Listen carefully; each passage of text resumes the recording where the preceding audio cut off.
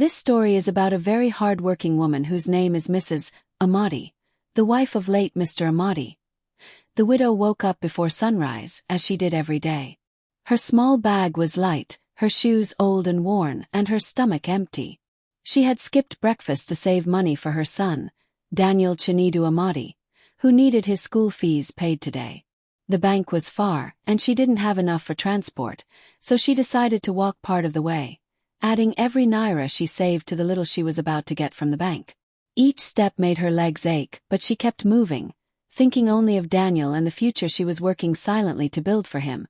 Before we continue this interesting story, please subscribe to my channel and turn on your notification button for more stories. Alright, back to our story. So by the time she reached the bank, sweat dampened her blouse, and her back ached from the weight of her bag. She paused, took a deep breath, and straightened her back before stepping inside. The people around her glanced at her, some with curiosity, some with indifference. She held her head high, telling herself quietly, "I've come this far. I cannot turn back now." The bank hall was cold and quiet, filled with the soft hum of computers and the occasional rustle of papers. She approached the counter nervously, holding her documents tightly. Every glance from other customers made her feel small, but she reminded herself to stay composed. Her son's future depended on this transfer. She repeated silently, "Just a few more minutes. I can do this." Mr. Lawson, the branch manager, glanced at her papers with impatience. His lips pressed together.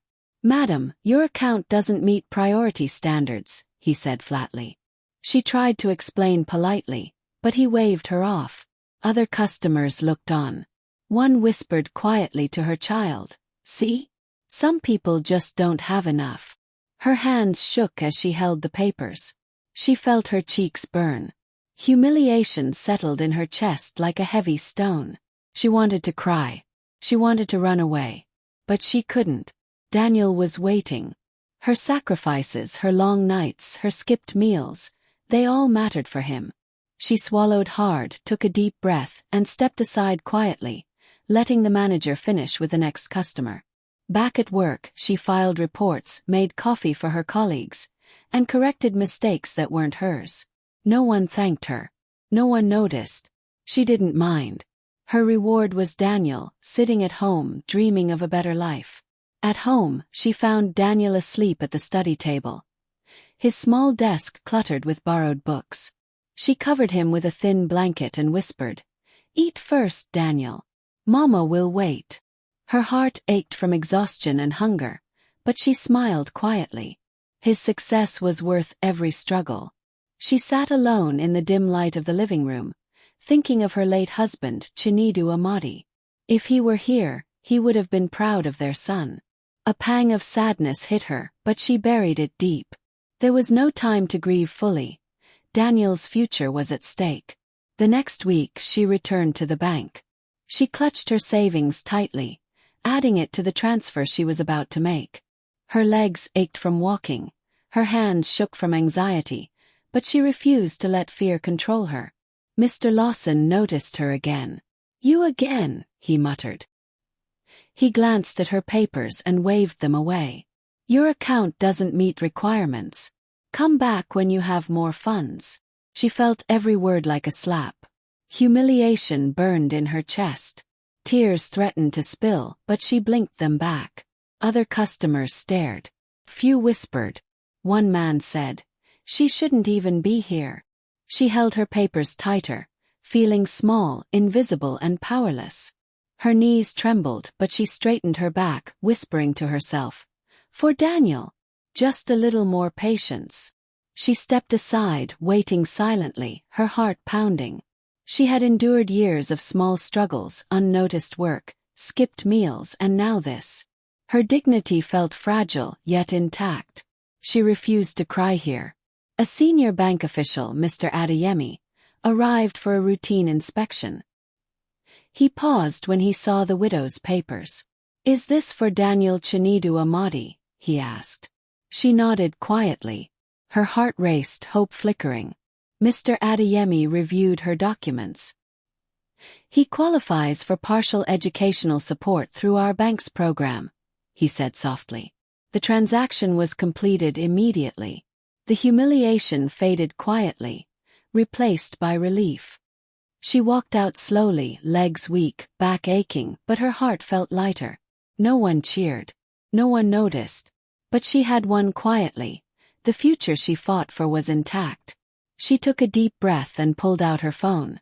"Daniel," she whispered softly, dialing his number. "Daniel, it's done. The school transfer, it went through. Everything is okay." On the other end, Daniel's voice was a mix of disbelief and joy. "Really, Mama?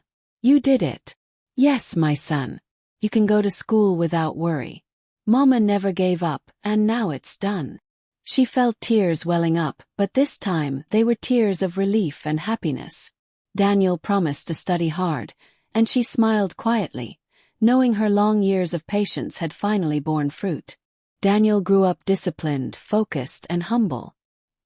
He graduated, started a steady career, and began supporting his mother, ensuring she no longer had to struggle for every meal or penny. Daniel met Miriam Okoye, a calm, intelligent, and humble young woman.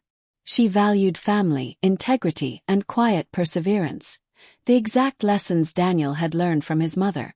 Daniel and Miriam married in a simple, joyful ceremony. The widow watched from the back, tears streaming, feeling years of pain melt into pride. She finally had the peace she deserved. Meals were warm, her house was comfortable, and she could rest without worry. Every hardship, every humiliation, every skipped meal had led to this quiet fulfillment. Daniel and Miriam built a modest home filled with love and respect. The widow saw her teachings reflected in every action of her son: discipline, humility, and kindness. She remembered Mr. Lawson, the manager who had humiliated her. No apology came, but she didn't need one. Her patience, sacrifice, and quiet endurance had spoken louder than his words ever could. Her years of work and endurance had created more than money. They had shaped Daniel's character. He was disciplined, humble, and grateful, carrying forward the lessons of perseverance she had taught him. She sat quietly, watching her son and his wife prepare dinner. Tears rolled freely this time, not from pain but from relief and pride. Her life, once full of struggle, had become a story of silent victory. No more skipping meals. No more walking long distances to save a few naira. She could enjoy her days, laugh freely, and live without fear of judgment. Her dignity and self-respect were restored. She thought of Daniel's bright future and the life he was building. Every hardship she endured now seemed worth it. Her silent sacrifices had finally borne fruit.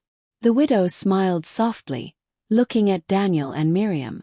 Her story of patience, endurance, and love had created a future she could finally enjoy. Have you ever been underestimated or humiliated while working hard for someone you love? How did you keep going when no one noticed your sacrifices? Share your story in the comments. Your courage might inspire someone watching today. Thanks for watching. Please subscribe, like, and share. See you next Sunday. Enjoy your week. Bye.